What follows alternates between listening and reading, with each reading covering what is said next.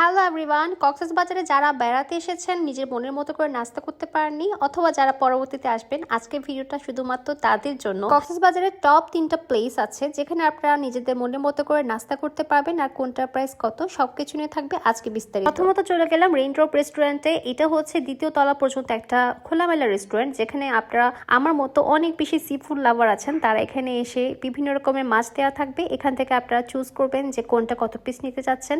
এখানে আপনারা কাঁকড়া, লইট্টা মাছ, টুনা ফিশ, তেলাপিয়া মাছ, রূপচাঁদা মাছ, স্কুইড ফিশ থেকে শুরু করে বিভিন্ন রকম সি ফুড পেয়ে যাবেন। এটা লোকেশনটা হচ্ছে কক্সবাজার হোটেল স্যামনের ঠিক একটু আগে করে পুলিশ বক্সের অপোজিটে। আর এই যে আমার জন্য কাঁকড়া কাটা হচ্ছে এখান থেকে, সাথে একটা লবস্টার নিয়ে যাচ্ছে, কারণ তাদেরকে বলেছিলাম একটা লবস্টার দিতে আর সাথে একটা কাঁকড়া ফ্রাই করে দিতে। আর এই যে দেখেন কিছু তাজা তাজা কাঁকড়া একদম নড়াচড়া করছে। তো বিভিন্ন রকম মাছের মধ্যে কিন্তু কিছু কিছু মাছ আছে একদমই ফ্রেশ, আর কিছু কিছু মাছ আছে একটু পুরনো।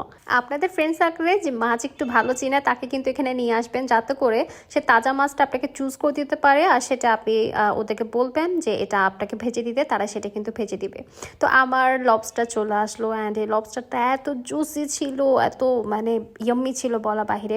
আমি বলবো যারা লবস্টার এখনো পর্যন্ত কখনোই ট্রাই করেন নাই, কোনো রেস্টুরেন্টে ট্রাই করেন নাই, তারা অ্যাটলিস্ট একবারের জন্য হলো কোনো রেস্টুরেন্টে বা এখানে এসে লবস্টারটা ট্রাই করবেন। আর এখানে লবস্টার আমার এ পর্যন্ত 2বার খাওয়া হয়েছে, এত বেশি ইয়াম্মি। আমি যেহেতু আগে লবস্টার খেয়েছি, সো আমি ফ্রেশ মাছ কোনটা সেটা কিন্তু একটু টেস্ট করলে বুঝে যায়। এই লবস্টারটা একদমই ফ্রেশ ছিল। এটার টেস্টটা হচ্ছে চিংড়ি মাছ যারা অনেক বেশি পছন্দ করেন তারা এটা একবার খেলে আর লবস্টার খাওয়া ছাড়তেই পারবেন না, মানে এত বেশি মজা। চিংড়ি মাছের মতো স্বাদ হয়, কিন্তু চিংড়ি মাছের থেকে আরো বেশি মজাদার হয় এই লবস্টার। এটা রেটিং হবে 10 আউট অফ 8। এরপর চলে আসছে কাঁকড়া ভাজা। কাঁকড়া ভাজা মোটামুটি ছিল, বাট টুনা ফিশটা কিন্তু এখানে অবশ্যই আপনারা একদিন ট্রাই করে দেখবেন। টুনা ফিশটা অনেক বেশি টেস্টি হয়। এবার আসে আরেকটা রেস্টুরেন্টের কথা, যেটার কথা না বললেই নয়, বা কক্সবাজারে এমন কেউ নেই যেখানে এসে কেউ পরোটা বা নান খাননি অথবা লাঞ্চ করেননি। এটা হচ্ছে আলগনি রেস্টুরেন্ট। এইটার লোকেশনটা হচ্ছে গাংচিল ব্যাংকুয়েট হলের পাশে, কক্সবাজার সদর মডেল থানার সামনে। কলাতলি সি বিচের পয়েন্ট থেকে যদি আপনি টমটমে উঠেন তাহলে এখানে আসতে লাগবে মাত্র 7 মিনিট। আর যাদের বাচ্চা আছে তারা কিন্তু এখানে ইজিলি এসে বসতে পারবেন, কারণ এখানে বাচ্চাদের জন্য গেম জোন আছে। আমরা অর্ডার করেছিলাম চিকেন টিক্কা, তার সাথে ছিল কিউকাম্বার সালাদ, সাথে মেয়োনিজ আর আনলিমিটেড ফ্রি আচার। আর সাথে অর্ডার করেছিলাম গরুর মাংস ভুনা, সাথে বাটার নান, গার্লিক নান আর প্লেন পরোটা। ওনাদের যত রকম আইটেম আছে সবগুলো আইটেমেই কিন্তু মোটামুটি মজা, কিন্তু সব থেকে বেশি মজা হয় এই বাটার নান, গার্লিক নান আর সাথে চিকেন তান্দুরি আর গরুর মাংস ভুনা। বিকেলের নাস্তার জন্য এর থেকে পারফেক্ট নাস্তা আর কোথাও পাবেন না।